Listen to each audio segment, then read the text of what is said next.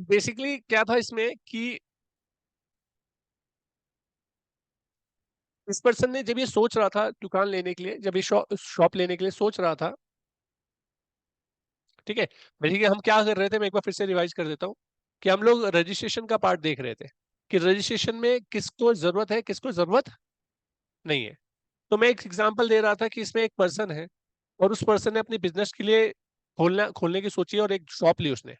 और उस शॉप को लेने के बाद, उस शॉप को लेने के बाद उसने ये सोचा कि यार, मैं वो ये सोच रहा था कि इस शॉप में तो ग्रो कैसे किया जाए, कहाँ से माल खरीदूं, कहाँ कहाँ सामान बेचूंगा, उसका इंटीरियर कैसे रखूं, कैसा डिस्प्ले करूं। बट क्या है, जब वो ये सारी चीजें सोच रहा था, इसकी इतनी देर में उसके बगल वाले शॉप से कुछ लोग आए, कहने लगे कि क्या कर रहे हो भाई साहब। तो उन्होंने कहा कि कुछ नहीं, अपना कारोबार के लिए सेटअप करने के लिए सोच रहा हूँ। उन्होंने कहा यार, ये तुम सेटअप करने के लिए सोच रहे हो, कारोबार करना आज के टाइम में बहुत मुश्किल है, मैं खुद हम बंद करने की कोशिश कर रहे हैं और तुम खोल रहे हो। उन्होंने कहा क्यों, क्या दिक्कत आ रही है। उन्होंने कहा एक चीज बताओ, पहले तो तुम बिजनेस स्टार्ट कर रहे हो, क्या तुमने जीएसटी का कोई रजिस्ट्रेशन लिया। उसने कहा जीएसटी क्या वो चीज होती है भाई, हमें तो नहीं पता जीएसटी क्या चीज होती है, रजिस्ट्रेशन क्या क्यों लेना है हमें। उन्होंने कहा देखो, गवर्नमेंट को तुम्हें इन्फॉर्मेशन बतानी पड़ेगी हर महीने कि कितना सेल करा, कितना परचेज करा। तो उसके लिए पहले रजिस्ट्रेशन लो और एक सीए को हायर करो, उससे कुछ डॉक्यूमेंट बोलेगा वो बना के दो, फिर उसके बाद हर महीने आपको क्या देना पड़ेगा, डिटेल देनी पड़ेगी उसे। ओहो हो, बड़ी परेशानी होगी, मैं तो कुछ और सोच रहा था अभी। मैं तो सोच रहा था कहाँ से सामान खरीदूं, कहाँ बेचूं, मेरा दिमाग यहाँ चले गया। चलो कारोबार करना है तो ये टेंशन भी ले लेते हैं, ले ली। अब हुआ क्या, दूसरी चैलेंज ये आया, एक तो कंप्लायंस की सरदर्दी आ गई पहली, दूसरी चीज ये परेशानी आ रही है कि जब मैं कारोबार स्टार्ट कर रहा हूँ तो जो बगल वाली शॉप में भी मोबाइल बिकता है, मैं उसी जगह पे तो स्टार्ट करूंगा जहाँ पे ऑलरेडी बहुत सारी शॉप्स वगैरह होंगी इस तरीके की। अभी जो मोबाइल वाली शॉप पे मैंने देखा, तो ये पर्सन जो काम कर रहा है 50 साल से काम कर रहा है, इसको तो पुराने काम चल रहा है, इसके दादा पापा पिताजी के टाइम से चल रहा है काम इनके। तो इसकी मार्केट तो बहुत अच्छी बनी होगी, और इसको जितने का मार्केट में मिल रहा होगा माल, उतने का तो मुझे मिल भी नहीं सकता। मान लीजिए ये 80 रुपए का माल ला रहा है, अपना प्रॉफिट 20 रुपए जोड़ रहा है, 100 रुपए की कीमत में बेच रहा है, 20 रुपए उसने जीएसटी चार्ज कर करके ये तो 100 रुपए का 20 का बेच देता है। ये 80 रुपए का ला रहा है तो मुझे तो 80 रुपए का नहीं मिलेगा, मुझे 90 रुपए का मिला मान लीजिए, ठीक है ना। मैंने कहा चलो मैं प्रॉफिट ज्यादा नहीं कमाऊंगा, 20 रुपए ना कमा करके मैं 10 रुपए कमा लूंगा, क्योंकि मैं तो नए स्टेट में हूँ। 100 रुपए मैंने भी कीमत कर दी, ठीक है ना। और 20 रुपए इस पे टैक्स लगा के मैंने भी 120 रुपए का बेच दिया।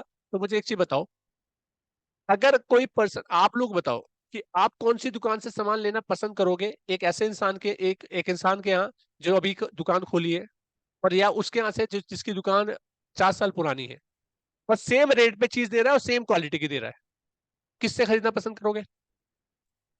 50 पुराने वाले से ना, अगर नोकिया का मोबाइल है और चाइनीज मोबाइल है, सेम रेट पे बिक रहा है, सेम रेट पे बिक रहा है, सेम क्वालिटी का, तो कौन सा लेना पसंद करोगे, जो पुराना नोकिया जिसपे हमारा ट्रस्ट बना हुआ है इतने टाइम से, हम उसी से लेना पसंद तो करेंगे। तो हम उसी से लेना पसंद करेंगे, तो ये पर्सन तो बहुत परेशान हो गया, इसने बोला कि सर मैं तो नहीं कर पाऊंगा कारोबार। आपने आप कारोबार करने के लिए कहते हो कि यार बिजनेस बड़ा ग्रो करो, लोग बिजनेसमैन बनेंगे तो एम्प्लॉयमेंट आएगा, बहुत सारी चीजों का ग्रो होगा, इकोनॉमिक ग्रो हो गई। लेकिन एक इंसान बिजनेस कैसे रन करे, पहले तो स्टार्ट करने के टाइम पे ही आपने हमें कंप्लाइंस में फंसा दिया। दूसरा, अब कंपटीशन में आए कैसे, ऑलरेडी मार्केट में इतने सारे लोग हैं, उनसे कंपटीशन कैसे करें। कंपटीशन को फाइट करने का एक ही वेपन हो सकता है, क्वालिटी तो रिड्यूस करना कोई वेपन नहीं हो सकता। हाँ, प्राइस रिड्यूस कर सकते हैं, लेकिन प्राइस रिड्यूस कैसे करें हम लोग। अगर हमें कुछ तो आप ऐसा दो, एडवांटेज दो जिसकी वजह से हम लोग मार्केट में ग्रो कर जाए, फिर उसके बाद देखेंगे। तो गवर्नमेंट ने कहा बिल्कुल आपकी बात सही है, आपको हम कुछ टाइम देते हैं और कुछ आपको दी के बताते हैं। तो गवर्नमेंट ने कहा कि अगर आपकी टर्नओवर, क्या, टर्न टर्नओवर, टर्नओवर अगर आपकी, टर्नओवर मतलब सेल, जिस पर्सन की 20 लाख रुपए से 40 लाख, मतलब वैसे तो 40 लाख रुपए, लेकिन 20 लाख रुपए कहीं कहीं कंडीशन है, 40 लाख रुपए पकड़ते, 40 लाख रुपए से ऊपर आप पूरे साल भर में सेल नहीं करते हो तो आप छोटे डीलर हो। आपको हम राहत देते हैं कि आपको बिना जीएसटी के काम करना है, बिना जीएसटी नंबर लो, कोई जीएसटी नंबर लेने की जरूरत नहीं है, बिना रिटर्न फाइल करो, कोई डिटेल हमें बताने की जरूरत नहीं है, बिना इसके काम करो। क्यों, क्योंकि हमें इसकी मतलब, आप पहले ग्रो कर जाओ फिर उसके बाद देखेंगे आपको। तक आप खिलाओगे अनरजिस्टर्ड डीलर, बस आपको मुझे कोई इन्फॉर्मेशन नहीं बतानी, मैं आपको कोई चीज नहीं देख रहा हूँ, कोई पूछने नहीं आ रहा हूँ, लेकिन इलीगल काम मत करना, वो चेक करूंगा बस। लेकिन अगर आपकी टर्नओवर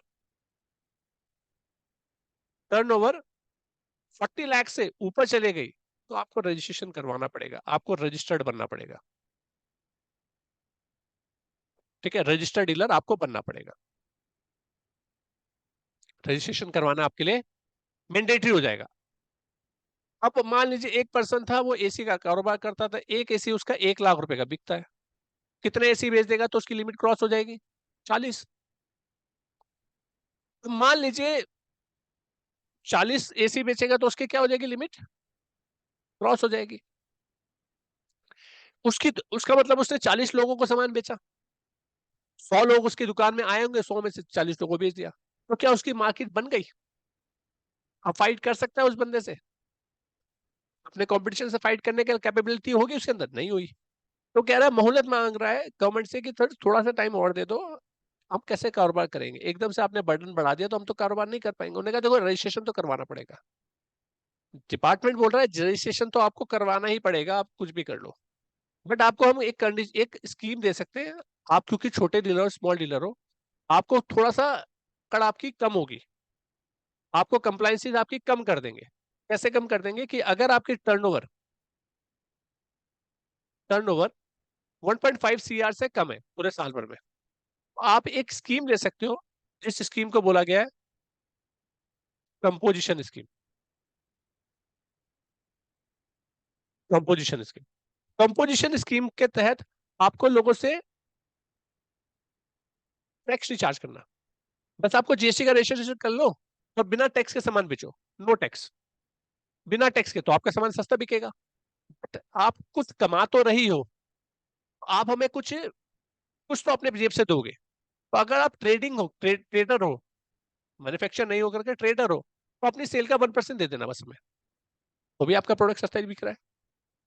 अगर आप मैन्युफैक्चरर हो तो भी 1% दे देना।